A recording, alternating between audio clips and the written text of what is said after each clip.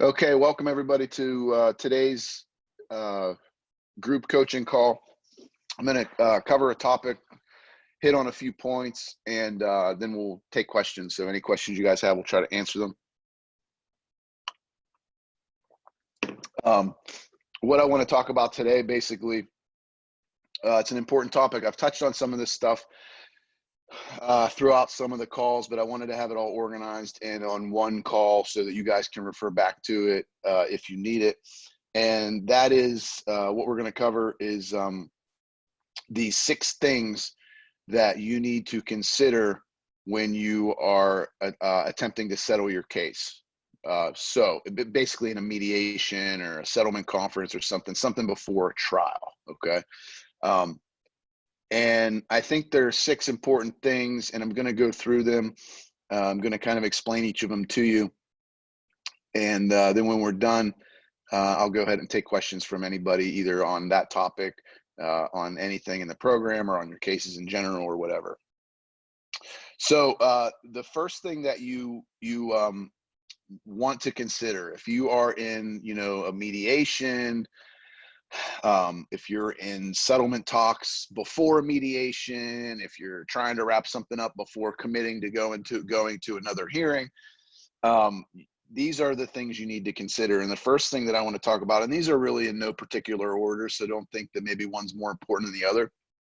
The importance of them will be determined by your specific situation and what's important to you, and what's most relevant in your case. Okay, so the first thing you need to consider is how much time is going to elapse until the next evidentiary hearing or the trial, or whatever the next step in the procedure is. How much time is going to lapse? Okay, so if you don't come to a settlement, how much time is there going to be until the next hearing? You guys know how this stuff can go. The attorneys in the court might be telling you, well, we could get in court in 30 days or 60 days, but then you know how this shit works. Like 30 days can easily turn into 90 or 120, you know what I mean? Or 6 months or 8 months. Like that, it happens in these cases. It just does, because it seems like there's always a reason, brought up for continuance. So that's one thing you want to consider, is how much time is going to pass until the next hearing. Okay. That's number one. Number two is going to be the amount of money that you're going to be needing to spend moving forward. Okay. Now, some of you might be thinking, well, this is about my child or my children, money, I would spend any amount of money that I would need to for them, or, money is not an issue to me, or it doesn't really matter. That's the least of my concerns. And that might be true, but you need to consider it moving forward, because listen, if you go through your case and you fight, and you're spending thousands and thousands and thousands of dollars, some people spend their life savings on this stuff. If you are doing that, then where does that leave you when you do get custody? Where does that leave you as far as being able to, enjoy your life with your child, being able to provide for your child, that sort of thing? I'm not saying money is the most important thing, but it's certainly something that you need to consider when you're trying to settle your case. How much am I going to be spending on legal fees and costs and experts and all that sort of stuff moving forward to get to a trial? Okay, it's something that absolutely needs to be considered. However you now, if you have an open checkbook that you can use willingly at any time, then maybe you won't need to consider that. Okay, but if you're like most normal people that are involved in these cases, it's one of the things that you need to consider when you're trying to settle your case at a mediation or settlement conference or pretrial conference, or whatever the step in your jurisdiction is for your procedural rules. Okay, so that's number two. Money's number two. Number three is the question you have to ask yourself: can I do any worse? Okay, if this moves forward past this settlement conference and into a trial or whatever your final hearing is, The question is going to be, can I do any worse? Okay, sometimes, and I know there have been cases in our group that we've discussed, sometimes you're made an offer or you're being pushed into a settlement in a settlement conference or mediation or whatever, that is something that you would, that you would guaranteed get at a hearing, that you're not going to do any worse at a hearing, right? And if that's the case, then maybe you would be more likely to move forward to a hearing, right? That's a question you can ask your attorney. Can I do any worse in front of a judge? Is it possible that I'm going to do worse in front of a judge? If that's possible, then you need to make sure that you consider that moving forward. Okay, so that's number 3. Can I do any worse? Number 4 is for specific situations. And what I like to call it is basically, do you need to get your foot in the door? Do you need to get your foot in the door with physical custody or legal custody or whatever you're fighting for?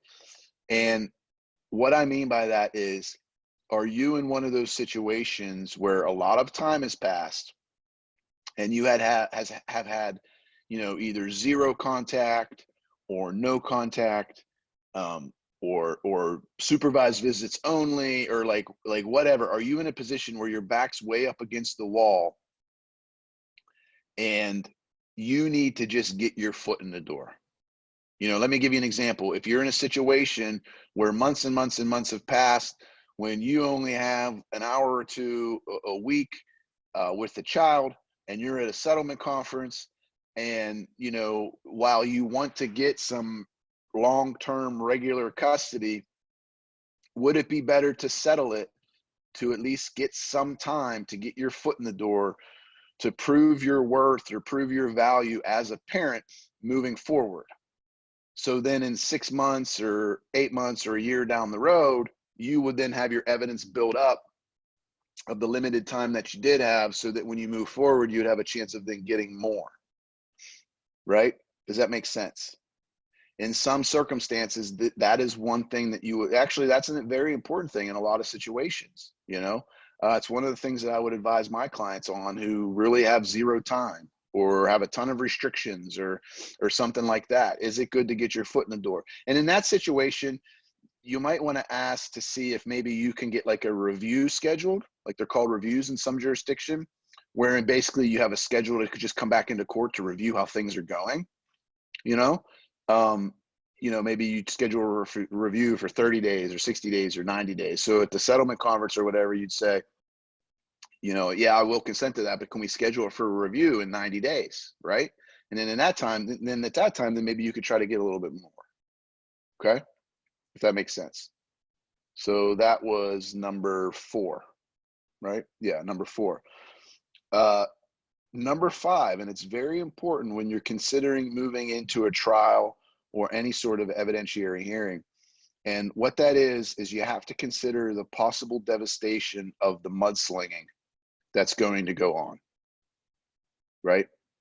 When you get into these cases, you got to realize and you got to understand, you got to face the fact that the parties in the cases are not trying to paint a pretty picture about the other side. And you can suffer some very extreme collateral damage, on your end.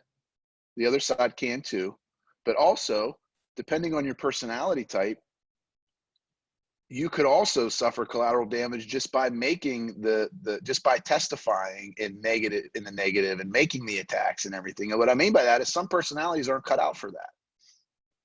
Some personalities aren't cut out to get on the stand and just throw shade and throw mud at the other side, right? Regardless of how bad you hate them or how much you can't stand them. Some people aren't cut out for that, right? And then you need to consider your own skeletons you have in the closet. Like everybody has made mistakes in their lives, right? Everybody has some sort of a skeleton in their closet that could be exaggerated or blown up a little bit to make it look worse than it really is, right?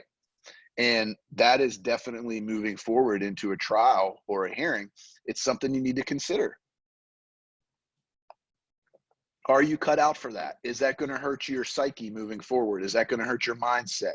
Is that going to damage the relationship of you and the other parent moving forward, knowing that the two of you are going to have to co-parent until these children become to the age of majority or further, right?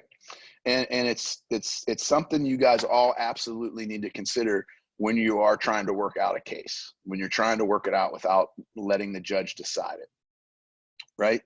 So that's number 5, or number, I can't remember what number I'm on. I'm sorry. But that's very, very important. Okay. Yeah, that was number 5. Number 6, then the final one is basically you need to consider the importance of and the possibility of a peaceful environment. Okay. Not only for you, but for the child. Okay. These cases can get very intense, right? And when you're settling, you might not be getting what you want. Okay.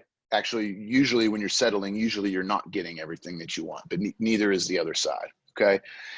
But you need to consider that if that settlement creates basically a cloud of a peace or a bubble of peace around you and around the children, does that make it more, psychologically lucrative and just lucrative with life in general to have that peace, to not put the kids through a trial, to not put the kids through a situation where they might have to either, go back in the judge's chambers or testify on the stand about their parents, right?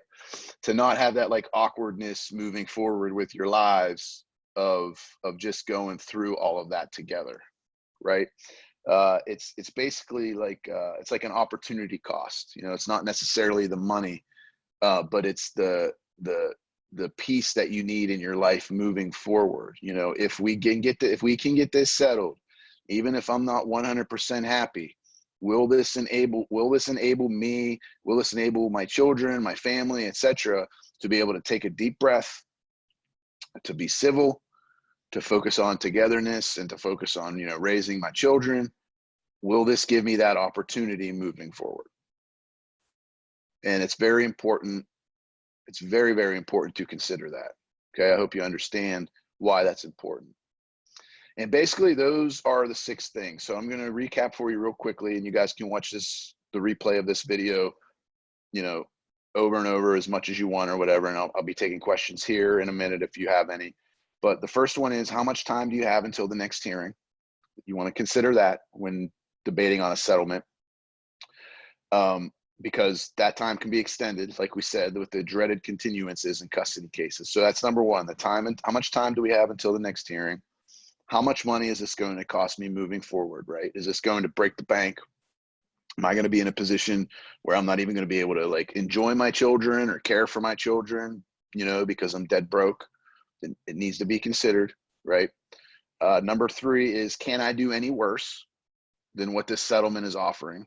If I go in, if I don't take this settlement offer and then I go in front of a judge and I lose my ass, am I going to be kicking myself? Or is this like the bottom of the barrel settlement offer, and even if I try this case, I'm not going to do any worse? So that's number 3. Can I do any worse? Number 4, do I need to get my foot in the door? Has it been just way too long since I've had any regular contact with my children? Do I need to put my foot in the door to prove to this court and to prove to the other side and to prove to myself and my children that I'm one hell of a parent, that I can do this, that they need to be with me, that I have a lot to offer them, that I can take care of them, that I can, the whole thing. Do I need to get my foot in the door? And if you're going that route, if you're settling because of that, then you also want to consider, can I get a review or some sort of intermittent proceeding scheduled in front of the court where we can take a look at how the last few months have gone. Okay. So that's number 4. Number 5 is the possibility of the devastation of the mudslinging of a trial, right? That's number 5. Do you want to put yourself in that position where the other side's going to be trying to slam you with your past, your mistakes, your past history, the shit that they know about you and your relationship, the intimate stuff, like whatever. Do you want to put yourself through that devastation? Do you want to put your kids through that? Do you want to put your own psyche through having to slam the other side, right? Some people aren't cut out for that. Some people are. Some of you watching this might not give a shit. You might be like, let's go. But it needs to be considered, okay? And then finally, number 6 would be the consideration of the peace that a settlement's going to bring you.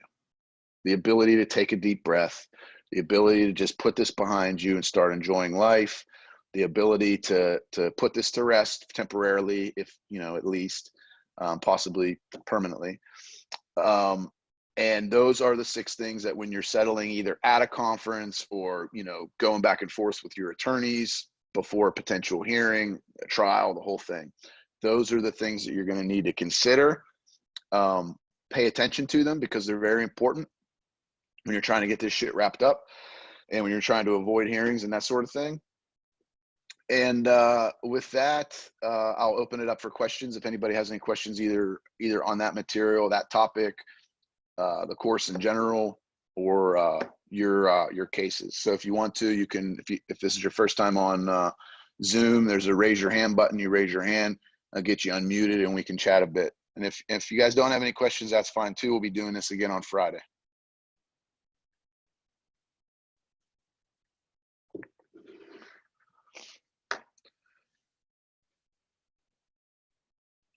Hey, Jason, what's up?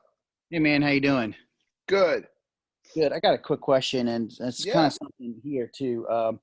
Okay, so I'm getting ready to look for modification, and now my ex has put our son in a district that's outside by using family members' addresses. And oh, jeez. So not only to keep me away from our son, but to make it Were more. you two in the same district? Yes. Okay. Right. Currently, wow. yes. Right now we are. Wow. So she moved out using without your consent. Without my consent, for extracurricular activities and for school now. What's in the order now? Do you have a say in that based on the order? Oh yeah. I mean, I have joint legal. I mean, it's joint legal. Yeah, that's a clear contempt issue. And then the other would be that her address would be used for school purposes. So clearly she fraudulently did whatever to get him in the school. Have no idea what she did. And then also the extracurricular activity, she denied, she, put him 30 minutes away. Yeah. So, so like, kind of like, I guess, is that something that needs to go through modification, or is that, a show cause? Well, so the way that I would handle that here, and you'll just basically need to either talk to your attorney or check your local procedural rules, how it would be handled. But basically the way that would be handled here is that, especially because it's coming up on the school year very quickly, is that we would do a petition for contempt and special relief. So basically the contempt issue would be for violating the order, and a special relief would be asking to issue an order placing the child in X school district or Y school district or whatever. And then when you're scheduling that, you would want to try to schedule it rather quickly. And in fact, list in the allegations of the petition, the fact that school is starting on X date, we need a decision by X date, that sort of thing. And the only thing that you would really want to consider moving forward with that is, and I'm sure you've already done this, but I'd be remiss to not tell you if I didn't tell you. You need to consider, does that, even though it's fake and bullshit and she did it without your consent, whatever, you would just need to consider, does that benefit the child in any way? Like, is it like an amazing school district? Is it a situation where like that's a great opportunity for them, like that sort of thing? And if that's not the case, then So that's certainly something. Go ahead. So just okay. So it somewhat is a better school, but here it is. It's that now it prevents me not to be able to have any contact with my son. Period. Now. Yep. And in the weighing game, the time with the father is much better. Especially if it's only a situation where it's just a better school district. You know what I mean? Like if you were, So it's always like a case by case basis, and it's weighing the evidence. So like if you, and I know this is not the case, but say that you lived in like a shitty rundown area where there was tons of crime in school and that sort of thing, and then this happened and gave the child the ability to be in like a good, strong, solid school district with like strong, you know, strong probability of going on to bigger and better things, like that whole thing, well, then that's an issue. If it's just because it's a little bit better than yours and it's taking away from the father and she broke the court order and, you know what I mean, you have all of that evidence, then you're right. That will blow that away. It's just something that like I said, if I didn't tell you to at least look at it, you know, I'd be doing you a disservice. So, Well, we're but both your right. thinking is correct. I mean, we're right next to the school, so it is like, because I since COVID, I mean, I can definitely work from home, but it's 5 minutes from his school now. It's 30 minutes from his school now. I mean, so I go to lunch every day. I participate in his school activities. Yeah, that's By a total doing prick this, move. yeah, it's gonna prevent me from doing it, and it gives her Total. control because her sister Yeah. works there. Yeah, and she went against the court order that gives Yes. you joint legal. So I mean, I get it. I mean, but yeah, it is a little bit better of a school system. But Yeah. you know, I just it is. It's but anyways, Yeah. I appreciate it, man. Yeah. But I would do that as soon as possible, because what's going to happen is if that switch happens for the school year, and then the months go by before you get into court, then there's going to be a status quo argument that they're going to be like, well, we don't want to change the kid out of school again. He already changed it. You know what I mean? So you want to get in there and get that taken care of as soon as possible. Okay. Okay. All right, man. I appreciate it. All right. Yep. Anytime.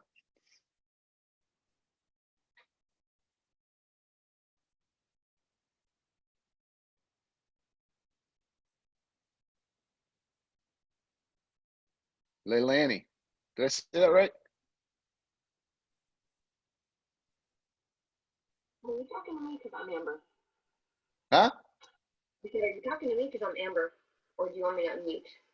No, that's you. Why is it saying? It's saying for your name, it's Leilani. My daughter's name is Leilani. I don't know why. Oh, you know what? Maybe that's probably what it is. She probably has his like a Zoom, signed up on Zoom before. Oh, yeah. Okay. Never mind. Yeah. Okay, that's cool. Go ahead, Amber. Okay.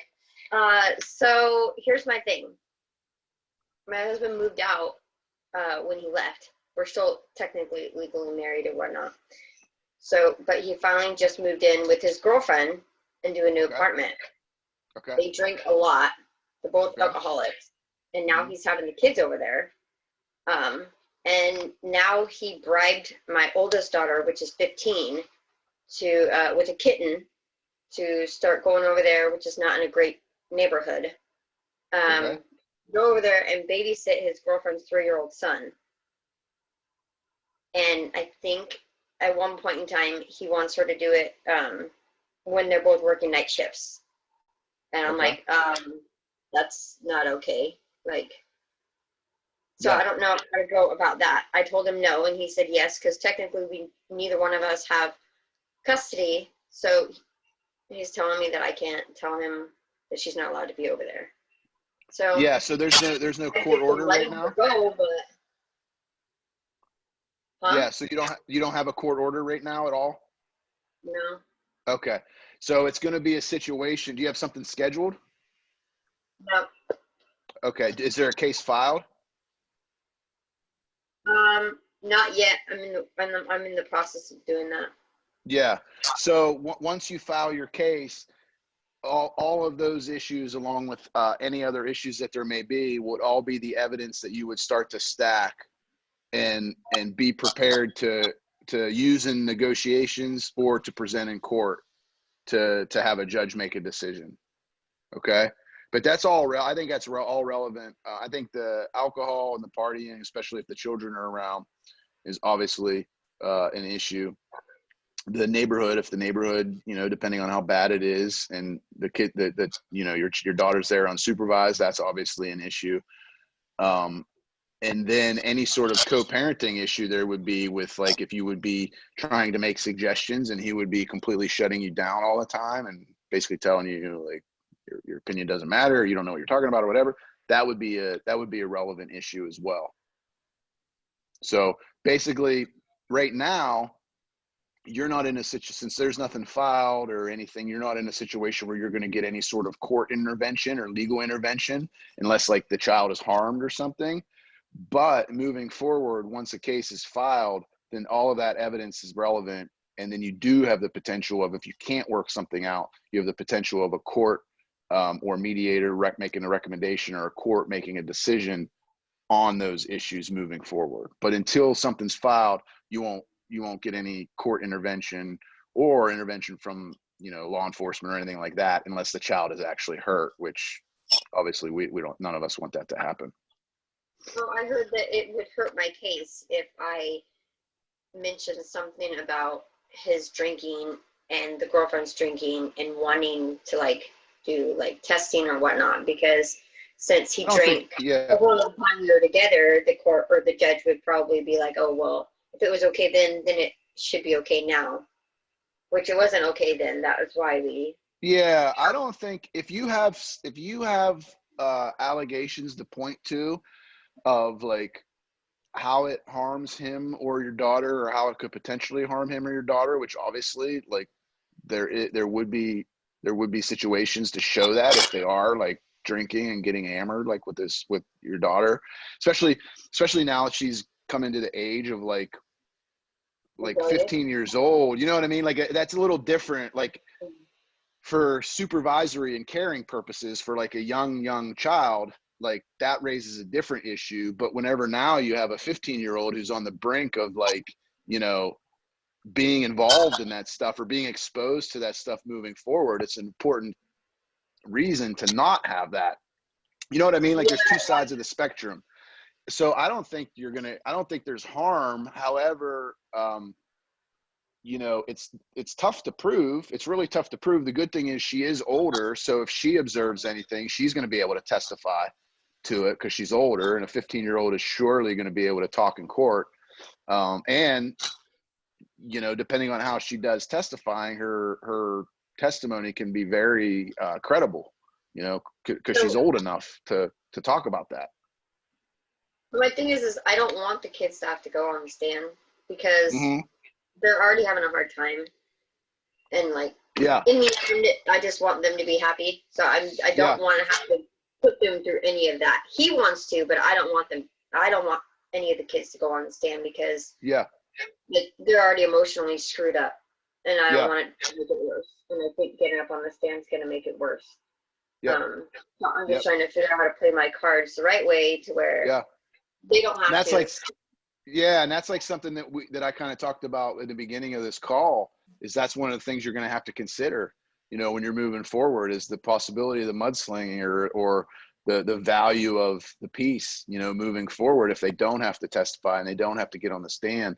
It's certainly something you're going to need to think about, because, you know, to be able to have very persuasive, relevant evidence with regard to that issue, her testimony would probably be the strongest. But if you don't want her to be involved and on the stand, that's perfectly understandable and acceptable. It's just something you're going to need to consider moving forward with proving that stuff. Now, that's not to say you're not going to be able to bring it up in court documents or when you're in negotiations with the mediator or however your jurisdiction handles it, but to actually get on the stand and to put forth evidence, whether it be testimonial evidence or physical evidence of a drinking problem and drinking issues, either your daughter or someone else who has actually physically observed that would be the most credible and the most likely to prove that. You know what I mean? Yeah. So but I don't think it hurts your case at all, especially if it's a situation where you maybe are just asking for like a drug and alcohol evaluation and follow any sort of recommended treatment there may be. You know what I mean? And if you would recommend that, you would think that him as a parent would gladly do that if it meant, you know, having unrestricted time with the daughter, you know? But it's not it wouldn't hurt your case. I disagree with that. Okay. Okay? All right. Anything else? I can't think of anything right now. Okay. All right. If you think of something, just let me know. Okay, thanks. All right. Thanks. Anyone else have anything?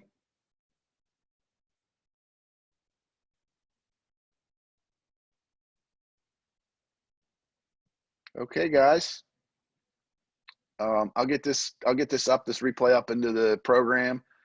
And if you haven't seen already, if you go into the program and you scroll the whole way down on the left-hand side, you're going to see a weekly call replay section. And when you click on that, you'll see all the past weekly calls. I think we're up to like 36 of them or something right now.